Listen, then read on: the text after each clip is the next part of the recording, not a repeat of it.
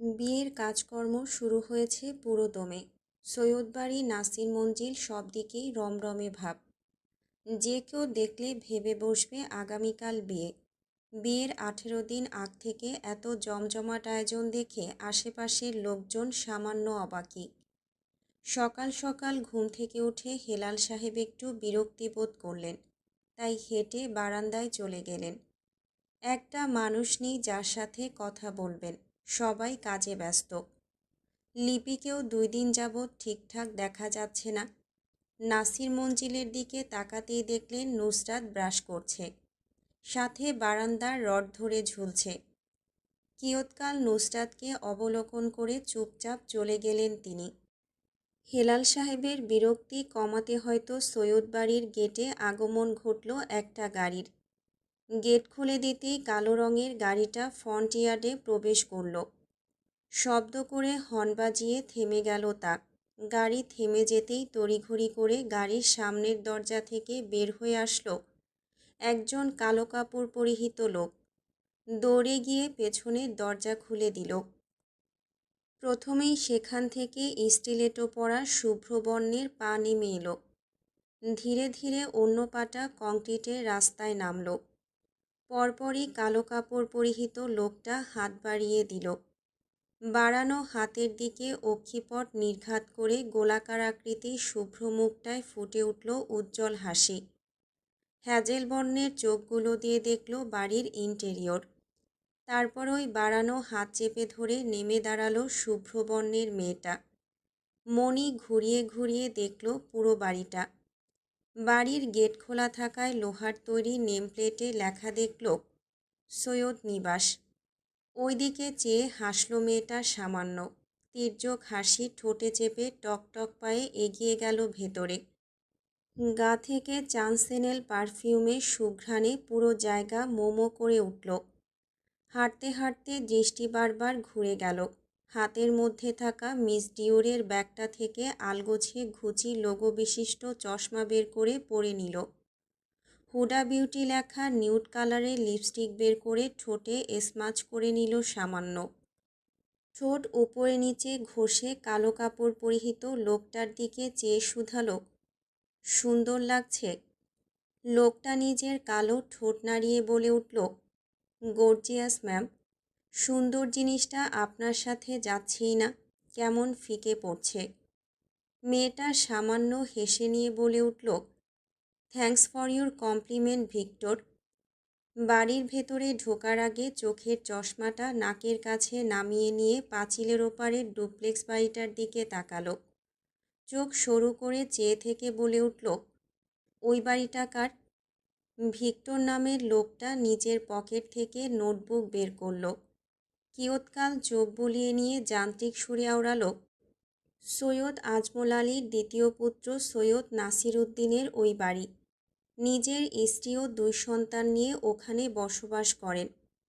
আইসি, আমার উডবিয়ের ex wife.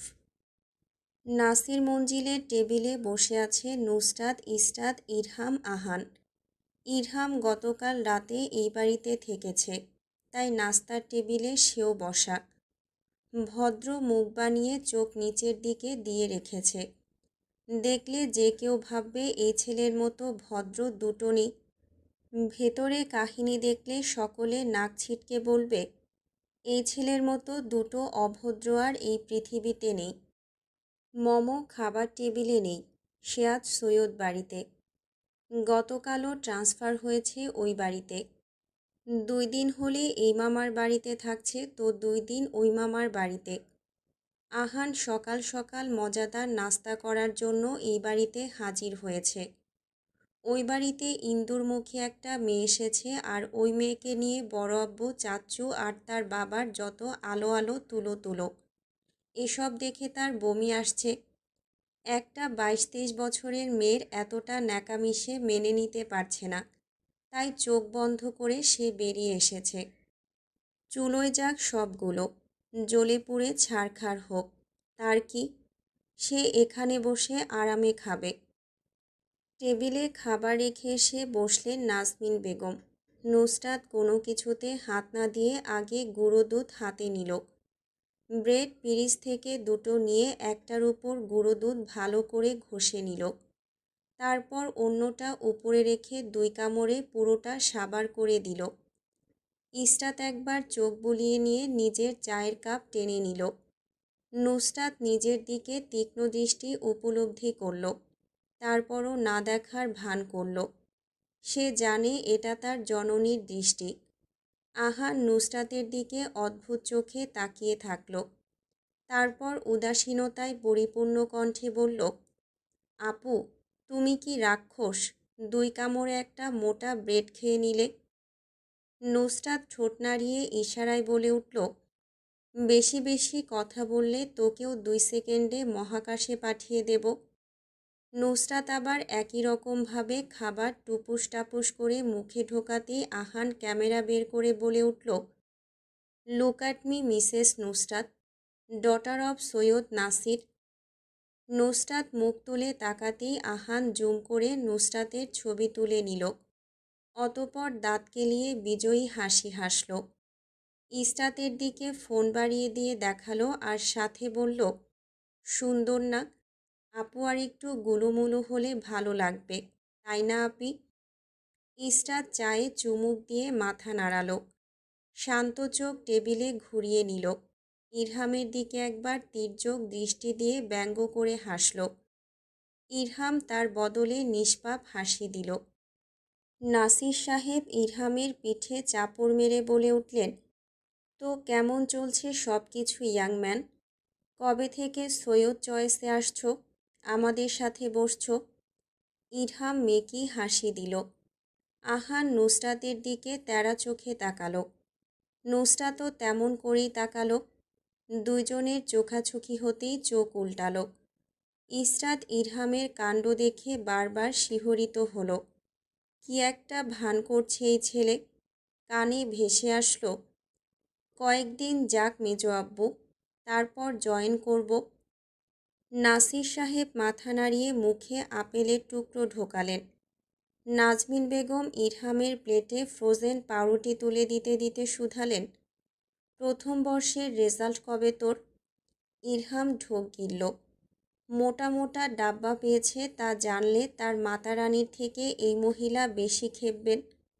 কণ্ঠে ধীরতা এনে অবিলম্বে বলে উঠল, এখন না, আরও 2-1 মাস পরে রেজাল্ট। নাজমিন বেগমের অবিশ্বাস্যপূর্ণ দৃষ্টি নিজের উপর দেখেই ইরহাম বলে উঠল, আহানের নামে কসম কেটে বলছি। নাজমিন বেগম রুড কণ্ঠে বলে ওঠেন, অন্যের নামে কসম কাটবে না, এসব শিরক। ইরহাম জিভ কাটল। আহান বিরক্তি নিয়ে বলে উঠল, আবারও মনে হয় ফেল করেছে। তারপর নুসরাত আর সে হাসিতে ফেটে পড়ল। ইসরাতও মুচকি মুচকি হাসল। নাজমিন বেগম রুড কণ্ঠে বললেন, জুতো কিন্তু আমার পায়ে আছে, খেতে চাও বাদাম দুজনে? নুসরাত আর আহান দুই পাশে মাথা নাড়ালো। নাসির সাহেব নিজের চোখের চশমা নাকের ডগা থেকে উপরে টেনে তোলেন।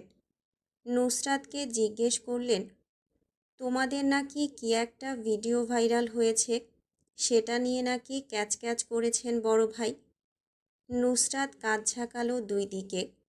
ঠোঁট উল্টিয়ে বোঝালো সে জানে না। আহান 2 হাতে মাথা চাপড়ে নিয়ে কাঁদো কাঁদো কণ্ঠে বলল, আর বলবেন না মেজো আব্বু, আমার ভিডিওটাতে এত ভিউজ হয়েছিল, সেটা দেখে বড় ভাইয়া হিংসে করে আমার মোস্ট ভিউড ভিডিওটা পেজ থেকে উড়িয়ে দিয়েছেন। মাম্মি। নাসির সাহেব হেসে দিলেন। আহান আবারও হু হু করে কাদার মতো করল। নুসরাত বলে উঠল, শিয়ালের মতো হুক্কা হুয়া দিয়ে উঠছিস কেন কতক্ষণ পর পর? আহান এসব শুনল না। টিপিক্যাল মহিলাদের মতো মাথা চাপড়ালো। টি শার্ট চোখের কাছে নিয়ে এমনি এমনি চোখ মুছল। তারপর আবার পাহাড়ি এলাকায় ঘোরা একাকী সঙ্গহীন শিয়ালের মতো হুঙ্কার দিয়ে উঠল। কষ্টে ভরা কণ্ঠে বলে উঠল, সব সেল হয়ে গিয়েছিল। আপির হাতের ব্রেসলেট, কুর্তি, আপুর পায়ের স্লিপার, শার্ট, প্যান্ট, চোখের চশমা, মেজো আম্মুর পায়ে রোবোটিক্স জুতো, ছোট ভাইয়ার কাপড় চোপড় সব স্টক আউট। আর কিছু বাকি রয়েছিল ভাইয়ার জন্য হলো না। মাম্মি। অনিকা আসার পর থেকে হেলাল সাহেবের সাথে কথা বলছে। মেয়েটাকে অত্যন্ত ভদ্র মনে হয়েছে হেলাল সাহেবের কাছে। একবারও তার চোখে চোখ রেখে কথা বলেনি। এই যুগের মেয়ে হয়ে মাথায় স্কার্ফ পেঁচিয়ে রেখেছে। ওয়েস্টার্নের সাথে কে পরে ওড়না। আসলেই তার বন্ধু শাহেদ খান মেয়েটাকে ভালোই শিক্ষা দিয়েছে। এই বাড়ির একটা মানুষ তার সাথে কথা না বললেও এই মেয়ে বলছে। ঘড়ির কাঁটা 10টায় যেতেই ভূমিকম্পের ন্যায় সেটা কেঁপে উঠল। উচ্চ শব্দে ঝংকার হলো তাতে। এতেই দুটো রুমের দরজা খুলে বের হলো 3জন মানুষ। আরশ জাইনের দিকে তাকিয়ে মৃদু সুরে সালাম ঠুকল। দেখলে যে কেউ বলবে কি ভদ্র ছেলেটা। জাইনও সালামের জবাব দিয়ে শার্টের হাতা ফোল্ড করে বড় বড় পা ফেলে এগিয়ে গেল সামনে। মাহাদি তখনও ঘুমের চোটে তাকাতে পারছে না। কোনো রকম ঘুমিয়ে ঘুমিয়ে ব্রাশ করেছে সে। এখন আবার নিচে যেতে হবে তাদের। এক চোখ খুলে সামনে অবলোকন করতে গিয়ে দেখল জাইন গোসল করে ফিটফাট হয়ে নিচে নামছে। Formal baby pink colour shirt in করে গ্রে কালার প্যান্টের ভেতর ঢোকানো, সাথে কালো বেল্ট। নিজের দিকে একবার তাকালো। নিজেকে দেখে নিজেরই বমি আসলো। এমন একজন পরিষ্কার লোকের সাথে সে বসবে? আহ! অগোছালো চুলগুলো হাত দিয়ে পেছনে ঠেলে দিয়ে নিজের হ্যাজেল বর্ণের চোখ দিয়ে আরশকে স্টক আউট করল। নিজেদের পাশে থাকা ওয়াল মিররে দেখল নিজেকে একবার। আরশের থেকে তাকে মানুষ লাগছে। অদ্ভুত ভঙ্গিতে হেসে এগিয়ে গেল সে। যেতে যেতে আরশকে টিপ্পনি কাটতে ভুলল না। শুধালো, এরকম হাঁটু পর্যন্ত প্যান্ট পরে মেয়েদের পাগল করতে বের হচ্ছিস? আরশ নিজের সামনের দিকে ছোট ছোট করে রাখা চুলগুলো পেছনে ঠেলে দিয়ে ভ্রু উঁচালো। কোনো কথার উত্তর না দিয়ে এগিয়ে যেতে নিলে মাহাদি বলে উঠল, এক কানে হেডফোন পরে এমন পাগলের মতো ঘুরিস কেন তুই? স্টাইলিশ প্রমাণ করতে চাচ্ছিস নিজেকে? আরশ দাঁতের মাড়ি চেপে ছোট করে উত্তর দিল, why would I need to proving anything? I am already stylish. মাহাদির চোয়াল ঝুলে গেল আরশের উত্তরে। বিরক্তিতে নাক ফুলিয়ে নিল সে। অতপর রাগী ভঙ্গিতে লাফ মেরে আরশের গলা পেঁচিয়ে ধরে ঝুলে পড়ল। আরশ পাত্তা দিল না। সিঁড়ি দিয়ে নামতে নামতে গম্ভীর কণ্ঠে বলে উঠল, someone is looking at you weirdly. Arash নির্বিকার চিত্তে কথাটা শেষ করতেই মাহাদি গলা খাকারি দিয়ে আরশের গা থেকে নেমে গেল। ঘাবড়ে যাওয়া মুখে আশেপাশে চোখ বুলাতেই দেখল মম তাদের দিকে তাকিয়ে। মাহাদি দাঁত চেপে আরশের কানে কানে বলল, এই শাকচুন্নি মহিলা সব সময় আমার দিকে নিশানা সেট করে রাখে নাকি? আরশের কঠোর দৃষ্টির সম্মুখে পড়ে মাহাদি জিভ কেটে আমতা আমতা করে বলে উঠল, মানে আমি বলতে চাইছিলাম, ভদ্রমহিলা যেখানে ইনসিডেন্ট ঘটে সেখানেই উপস্থিত থাকেন। দুজনেই নিচে নামতেই দেখল নতুন একজন ব্যক্তির আগমন। হেলাল সাহেবের কথা কানে আসলো আরশের। তিনি বলছেন, অনিকা, ও হচ্ছে জাইন, আমার বড় ছেলে। আর জাইন, ও হচ্ছে। হেলাল সাহেব কথা শেষ করতে পারলেন না। অনিকা হ্যান্ডশেক করার জন্য হাত বাড়িয়ে দিল জাইনের উদ্দেশ্যে। জাইন বাড়ানো হাত দেখেও না দেখার ভান করে পাশ কাটিয়ে যেতে যেতে শান্ত আওয়াজে বলে উঠল, এক্সকিউজ মি। অনিকা আলগোছে গুটিয়ে নিল নিজের হাত। কালো মুখ করে হেলাল সাহেবের দিকে কাদো কাদো চেহারা বানিয়ে তাকালো। হেলাল সাহেব বলে উঠলেন, ফরগেট ইট। লিপি বেগম দূরে দাঁড়িয়েছিলেন। জাইনের এমন কাণ্ডে ঠোঁট চেপে হাসি আটকালেন। ওনার কোনায় মুখ চেপে চলে যেতে নিলে জাইন ডেকে উঠল, give me some food mom, or just whatever you made. Mahadi দুই হাত দুই দিকে মেলে এসে অনিকাকে জড়িয়ে ধরতে নিল। অনিকা দূরে সরে গেল। নাক চেপে ধরে বলে উঠল, স্মেল আসছে, দূরে যাও মাহাদি। মাহাদি নাক ফোলালো। নিজের কাপড় থেকে নাক টেনে স্মেল নিয়ে বলল, কোনো স্মেল নেই, এই দেখো। অনিকা পাত্তা দিল না মাহাদির কথা। ভিক্টরের দিকে চেয়ে বলে উঠল, মাহাদির গায়ে মিস রোজের পারফিউমটা স্প্রে করো। ওইটা মেয়েলি পারফিউম। অনিকা অনীহা নিয়ে শুধালো, সো হোয়াট। ভিক্টর অনিকার কথা মতো তার ব্যাগ থেকে পারফিউম বের করে মাহাদির গায়ে স্প্রে করল। পরপরই অনিকা দুই হাত মেলে মাহাদিকে জড়িয়ে ধরতে ধরতে বলল, ও মাহাদি, আমি তোমাকে অনেক মিস করেছি। মাহাদি অনিকাকে ভেঙালো, ও মাহাদি, আমি তোমাকে অনেক মিস করেছি। অনিকা এবার হাঁক ছেড়ে বের হয়ে আসলো। আরুষের দিকে সরু চোখে চেয়ে এগিয়ে গেল। আরুষ তখন এসে যেখানে দাঁড়িয়েছিল এখনও সেখানেই দাঁড়িয়ে, বাঁ হাতে মোবাইল চেপে ধরে কিছু একটা করছে মনোযোগ সহকারে। নিজের সামনে কাউকে দেখতেই মোবাইল পকেটে ঢুকিয়ে নিল তৎপরতা নিয়ে। গলার নিচ থেকে শীতল স্বর বের হয়ে আসলো, হোয়াট। অনিকার কাছে মনে হলো ধমকে কথা বলছে লোকটা। নিজের মনের ভাব ভেতরে চেপে হ্যান্ডশেকের জন্য হাত বাড়িয়ে দিল। আরও সেই বাড়ানো হাতের দিকে অদ্ভুত দৃষ্টি দিয়ে দেখল। তারপর চোখ তুলে তাকিয়ে রুট গলায় শুধালো, হু আর ইউ। আসার পর থেকে গুনে গুনে দুইবার অপমানিত হলো অনিকা। জীবনে এতবার কখনোই সে অপমানিত হয়নি। এখানে এসে যতবার অপমানিত হয়েছে। প্রথমে আঙ্কেলের বড় ছেলে আর এখন তার ছোট ছেলে। আজ কি তার অপমান হওয়ার দিন? ঢোক গিলে অপমান হজম করে নেওয়ার চেষ্টা করল। ঠোঁট চেপে গলার কাছে দলা পাকানো কান্নাগুলো চেপে বলে উঠল, আমি আমি আরুষ কথা কেটে দিয়ে বলে উঠল, whatever, do your thing and move out of the way. অনিকার চোখ অপমানে ছলছল করে উঠল। এতক্ষণে খুশিতে ভরা মন এক মুহূর্তে দুঃখের সাগরে ভাসতে সময় নিল না। খাবার টেবিলে নাইফ দিয়ে ধীরে ধীরে কেটে খাবার মুখে পুরল অনিকা। হেলাল সাহেবের সাথে টুকটাক কথা চলছে তার। চেয়ার টেনে শব্দ করে মোমো বসতেই মাহাদি চোখ তুলে তাকালো। দুজনের চোখাচোখি হলো সামান্য সময়ের জন্য, তারপর তা ভেঙে গেল। দুজনেই অস্বস্তি নিয়ে চোখ সরিয়ে নিয়ে স্থির করল অক্ষিদয় প্লেটের দিকে। চুপচাপ খাবার খেতে ব্যস্ত হলো। রোহিণী আকস্মিক বলে উঠলেন, কিরে মমো, এমন চুপচাপ কেন তুই? কথা বলছিস না কেন? অনিকা এতক্ষণে মমোকে খেয়াল করল। প্রথম দেখায় গুলুমুলু মেয়েটাকে তার মনে ধরল। গোল গোল চোখে মমোকে অবলোকন করে বলে উঠল, hi baby girl, you are looking like a doll. তুমি কি মাহাদিকে বিয়ে করবে? আসলে বেচারার কোনো গার্লফ্রেন্ড নেই। প্রথমবার দেখা হওয়ার পর এমন অদ্ভুত কথা কেউই আশা করেনি অনিকার থেকে। অনিকার ঠোঁটে মিষ্টি হাসি ঝুলে আছে। তার পেছনে দাঁড়িয়ে আছে ভিক্টর, হাতে ব্যাগ নিয়ে। রোহিণী হেসে দিলেন শব্দ করে।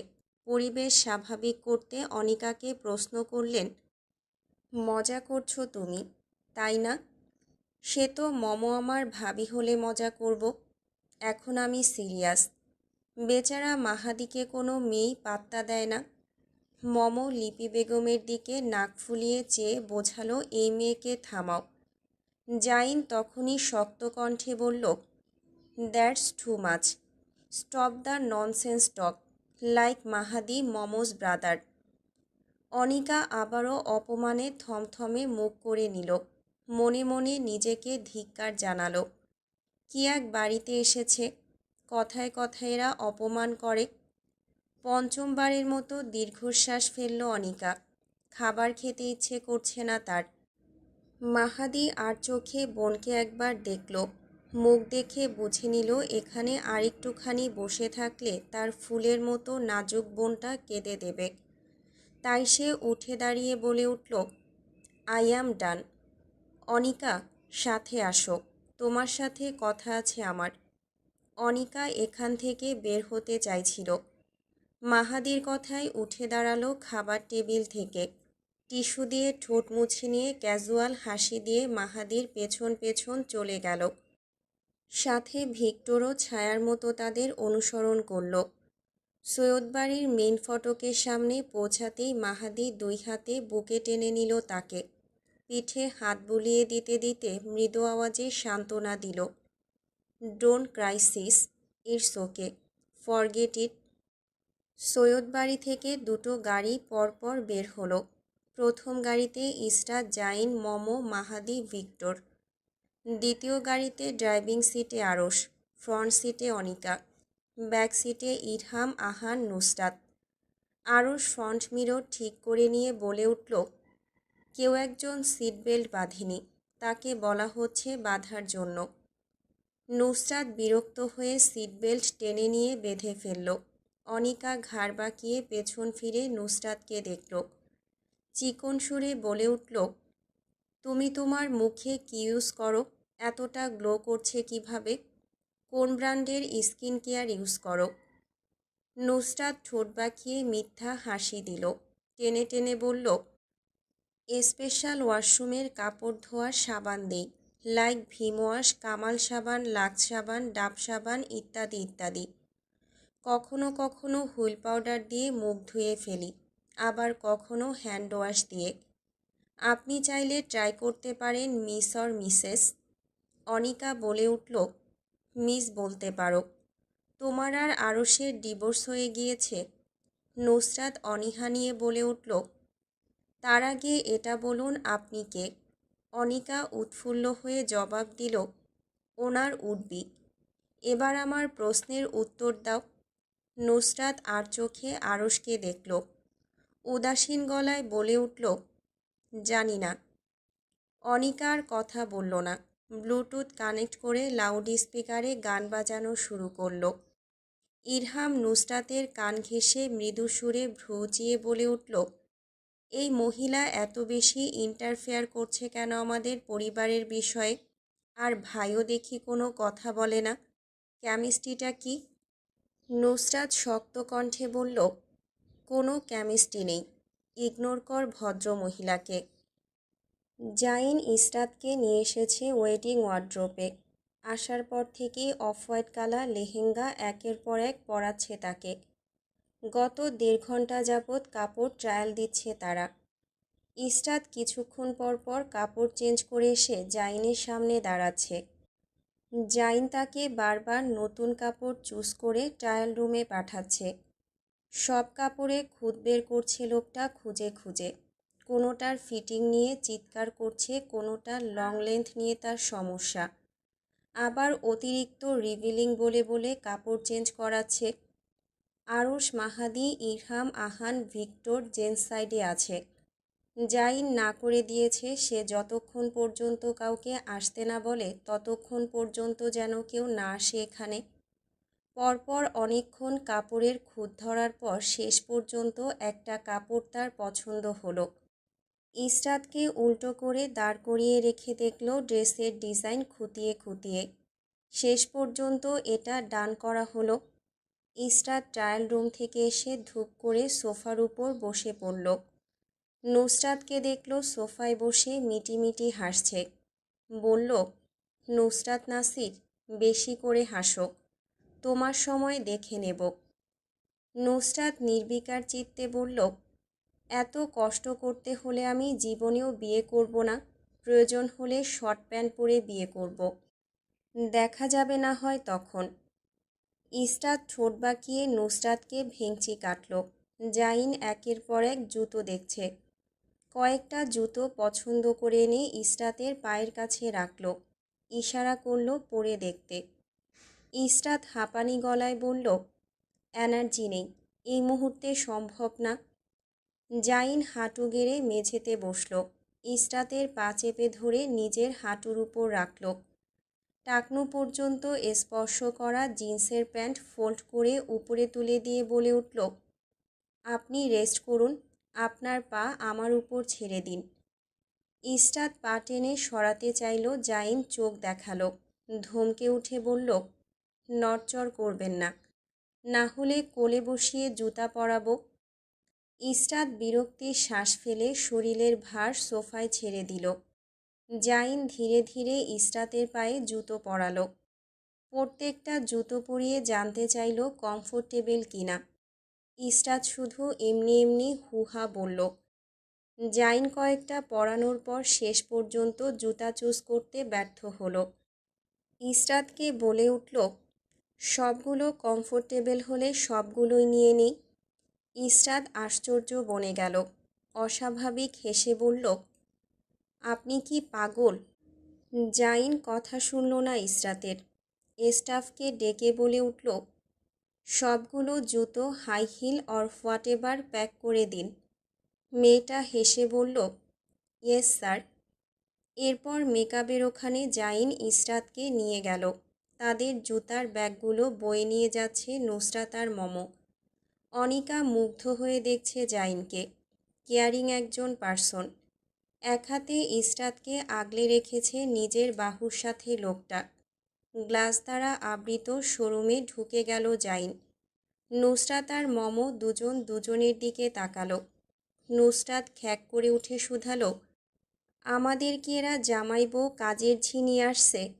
মম ঠোঁট উল্টিয়ে বলল, জানি না। নুসরাত দাঁতে দাঁত চেপে শুধালো, তুই কি জানিস আমার মা? মম কিছু বলতে নিলে নুসরাত বলল, চুপ, আর কোনো কথা না। কথা বললে বল বানিয়ে পার্কিং লটে সটাবো। জাইন ভেতরে ঢুকেই ইসরাতকে জিজ্ঞেস করল, কোন ব্র্যান্ডের স্কিন কেয়ার মেকআপ ইউজ করেন আপনি? ইসরাত শান্ত সুরে বলল, লরিয়ালের। জাইন স্টাফদের উদ্দেশ্যে কয়েকটা প্রোডাক্টের নাম বলল, niacinamide serum, Revitalift, pure clay mask, white perfect clinical, hydra fresh. আর মেয়েদের যা যা প্রয়োজনীয় সব দিয়ে দিন। লোকটা সব প্যাক করে দিল। এরপর ড্রেস আর শাড়ি কেনার জন্য অন্য দোকানে ইসরাতকে নিয়ে চলে গেল। তাদের সব জিনিস নুসরাত আর মম হাতে নিয়ে ঘুরছে। ওদেরকে দেখে মনে হচ্ছে দুজনকে নিয়ে আসা হয়েছে কাজ করানোর জন্য। জাইন এরপর কয়েকটা শাড়ি বাছাই করে নিল ইসরাতের জন্য। নিজের পছন্দের কিনলেও সে বারবার জিজ্ঞেস করে নিল কমফোর্টেবল কিনা। ইসরাতের একই উত্তর, সব কমফোর্টেবল। বিয়ের শপিং প্রায় শেষের দিকে।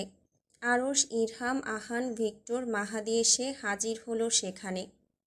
ইরহাম নুসরাতের হাতের সব ব্যাগগুলো নিজের হাতে নিয়ে নিল। তারপর ভিক্টর আর সে মিলে সবগুলো ব্যাগ গাড়িতে নিয়ে রেখে আসলো।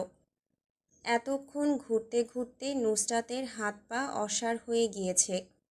কোনো রকম উড়ে গিয়ে বাড়িতে শুয়ে পড়তে ইচ্ছে করল তার।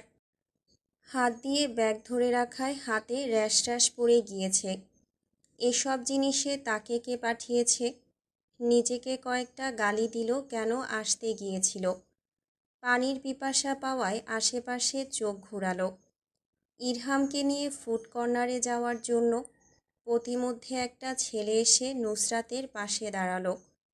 নুসরাত ছেলেটাকে দেখেই চিনে ফেলল। এটাকে সে দেখেছে, ওই নেতা ফেতার সাথে। চেলাটা এখানে কি করছে প্রশ্ন জাগলো মনে। বিরক্তি নিয়ে পাশ কাটাতে নিলে ছেলেটা ঠান্ডা পানির বোতল নুসরাতের সামনে এগিয়ে দিয়ে বলল, ভাবি, ভাই পাঠিয়েছে। নুসরাত তীক্ষ্ণতার সাথে ছেলেটাকে দেখল। চোখাচোখে তাকিয়ে জানতে চাইল, কে ভাবি? আপনি? নুসরাত ছেলেটাকে পাশ কাটিয়ে যেতে যেতে বলল, আমি কোনো ভাইয়ের ভাবি না, অন্য কেউ। ছেলেটা নুসরাতের সাথে পা মিলিয়ে হাঁটতে হাঁটতে কানের কাছে জেদি সুরে বলল, জি না, আপনি ভাইয়ের ভাবি। নুসরাত থেমে গিয়ে আঙুল তুলে শাসালো। কাটকাট কণ্ঠে বলল, আমি ভাবি না, ভুল হচ্ছে। ছেলেটা সম্মানের সহিত চোখ নামিয়ে নিয়ে বলল, আপনিই ভাবি, কোনো ভুল হচ্ছে না। নুসরাতের মাথার উপরিভাগ খা খা করে উঠল রাগে। তারপরও মেকি হাসির বাহার ঠোঁটে ঝুলিয়ে বলল, বালডি বোঝো না কেন তুমি? আমি তোমার ভাবি না, অন্য কেউ ভাবি, অন্য কেউ ভাবি, অন্য কেউ ভাবি। ছেলেটাও নুসরাতের মতো করে বলল, আপনিও কেন বুঝছেন না? আপনি ভাবি, আপনি ভাবি, আপনি আমার ভাবি। নুসরাতের জ্ঞান বুদ্ধি প্রায় লোপ পেল। পা থেকে স্লিপার খুলে হাতে নিয়ে চোখ রাঙিয়ে রাঙিয়ে শক্ত কণ্ঠে বলল, আরেকবার ভাবি বল শালা, জুতোর বাড়ি একটাও মাটিতে পড়বে না। ছেলেটা ভয় নিয়ে তাকালো নুসরাতের দিকে, তবুও কোমল কণ্ঠে ডাকল, ভাবি। নুসরাত কিয়ৎকাল ভয়ে শঙ্কিত হওয়া ছেলেটাকে দেখল। স্লিপার আবার পায়ে পড়ে নিয়ে বলে উঠল, ভাবি ডাকার চেয়ে ভালো আম্মা ডাক বেটা। ছেলেটা কণ্ঠে মোলায়েমতা এনে ভদ্রতার সহিত ডেকে উঠল, ভাবি আম্মা। নুসরাতের পেছনে ততক্ষণে এসে দাঁড়িয়েছে আরশ। নুসরাত রেগেমেগে কিছু বলার পূর্বেই শটান হয়ে দাঁড়িয়ে থেকে আরশ গাম্ভীর্যপূর্ণ কণ্ঠে শুধালো, কে ভাবি আম্মা?